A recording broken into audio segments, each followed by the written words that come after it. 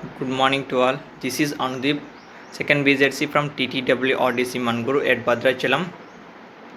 Now we are discussing about the digestive system of rabbit. What is digestion? Digestion is complex molecules converts into simple molecules and absorbable molecules in the presence of enzymes and digestive glands is called digestion. Now we have to see the digestive system of rabbit. This is the diagram of digestive system of rabbit. It have important parts of the digestive system. Now I am explaining the important parts of the digestive system. Digestive system of rabbit consists of the alimentary canal and the digestive glands associated with the alimentary canal. Now I am explaining the alimentary canal. Alimentary canal. Alimentary canal of rabbit is a long coiled tube of variable diameter starting from the mouth and terminates at the anus. It consists of mouth, uh, vestibule, pharynx, esophagus, stomach, small intestine, cecum, large intestine, and anus. This is called the alimentary canal. The first part of the alimentary canal is mouth. Mouth. The mouth is transverse slit like terminal aperture situated a little below the narrow tip of the snout. The mouth is bounded by the two soft, mobile and the musculous lips. These are externally covered by a hairy skin and internally lined with mucous membrane. The upper lip is divided median cleft extending into the nostril. Through this cleft, upper incisors remains exposed outwardly even the mouth is closed. It is called mouth. And next part is vestibule. The mouth opens into the narrow vertical space called the vestibule, present in between the cheeks and gums and lips of the jaws. Its mucous membrane contains mucus secreting glands. This is called vestibule. Next part is buccal cavity. Buccal cavity. The vestibule opens into the large spacious buccal cavity. In between the jaws, it lined by the mucous membrane and contain the palate, tongue, teeth. This is the three parts of the buccal cavity. First part is the buccal cavity is palate. Palate, it forms a roof of buccal cavity and anterior end of the palate. It is hard supported by the premaxilla, maxilla and palatine bones. Form the hard palate. The mucous membrane lining of the palate, ectodermal in the origin, forms transverse ridges known as the palate ridge. Next one is the tongue. The tongue is situated on the floor of the buccal cavity and the greater part of the length. It is attached at the floor of the buccal cavity with the free rounded in the front. It is a fleshy, muscular and movable organ. The tongue is covered with the mucous membrane based with the numerous papillae. On the certain papillae are situated in the taste buds. On the basis of shape and size, these papillae are the four types. First one is fungiform, which are the numerous mushroom-shaped food situated at the margin of the tongue. Second one is filiform, which are the numerous filamentous situated at the upper surface of the tongue. Third one is circumvallate, or the large sized few in the number situated at the base of the tongue. And fourth one is foliate and broad, leaf like situated at the side of the base of the tongue. The function of the tongue is manipulate at the food and mixing of saliva with the food. Next one, the teeth. Teeth is the both jaws of rabbit bear the teeth. These are situated on the premaxilla, maxilla, and upper jaw or dentary bones of the lower jaws. The teeth are situated a cup-like sockets of the jaw bones. Theca don't. Theca means in a case of teeth, don't ends teeth, okay, and or the different shapes, okay, and heterodont. Hetero means different. Next one is pharynx. The buccal cavity distinctly merges posteriorly into the pharynx, which is small and narrow cavity. Uh, the soft palate divides pharynx incompletely in the three parts. First part is nasopharynx in the dorsal to the soft palate. Second one is the oropharynx beneath the soft palate. Third one is the laryngopharynx around the free suspensed uvula and velum palatii. It communicates with first two cavities. The nasopharynx communicates anteriorly with the nasal chamber through internal nares. Next one is the esophagus. It is a long, narrow, distinguished muscular tube. The esophagus is a line joined by mucus secreting goblet cells. The secreting of the which smoothens the esophagus passes through the neck and dorsal and parallel to the trachea and the passes through a thoracic cavity dorsal to the heart and lungs.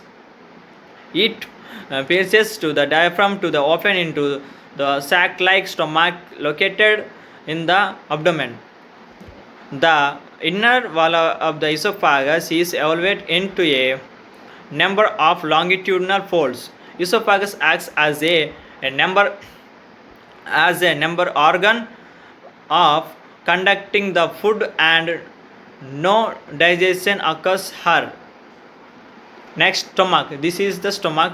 We have to see the diagram. This is the stomach. It have caudate glands, Pundate glands and pyloric glands. Now I am explaining the stomach. The stomach is a large curved sac-like structure situated behind the diaphragm slightly towards the the left side in the abdominal cavity. The stomach differentiated into three regions: an anterior large broad cardiac region into which esophagus opens narrow posterior pyloric region which leads into a abdominal, and third part is situated between cardiac and pyloric region called Pundate region. Next one. Now enter the small intestine. It is formed of the following parts: duodenum. The first part of the small intestine is duodenum, which runs backward, then the turn in the front, forming a U-shaped loop. In the loop of duodenum is a pinkish diffuse structure is found which is known as the pancreas. The pancreas ducts from the pancreas opens in the proximal part of the distal limb of the duodenum, and the bile duct opens into the proximal limb. In the wall of intestine are present intestinal gland, crypts of lubricant, and branched Brunner's gland. Histologically, the duodenum is also formed from four layers: outermost serosa, mucolaris, submucosa, and mucosa. Submucosa layer contains the branched glands called Brunner's gland, which produce mucus protect the stomach lining of the acid. These are characteristics of duodenum and not found other parts of the small intestine. Mucus secreted by the glands discharge into the crypts of lubricant. Jejunum and the ileum. The duodenum passes into the jejunum and the ileum. These are morphological different between two. Both are tubular, highly coiled, measuring about the 7 to 8 feet in length, and fill the major part of the abdominal cavity. Oval granule pairs, patches are found intervals along the whole length of the ileum, which are areas of lymphoid tissue. Jejunum and ileum are held abdominal wall by the fan-shaped folds of meshes. Their inner lining of the elevate into the number of small finger-like fossils called the villi. These increases inner absorptive surface of the elevate of the submucous villi and crypts of uh, Labercan intestine glands. These are large in jejunum than the ileum. This is the jejunum and ileum. Next one is now enter the cecum. It is a pond at the junction of the ileum and colon. It is a thin walled tube about the 15 centimeters long. It is external surface shows spiral constructions. The cecum leads into a blindly ending finger-like narrow tube about the 15 centimeters long and thick walled known as the vermiform appendix. Cellulose digested within the cecum by the action of bacteria. Next part is large intestine.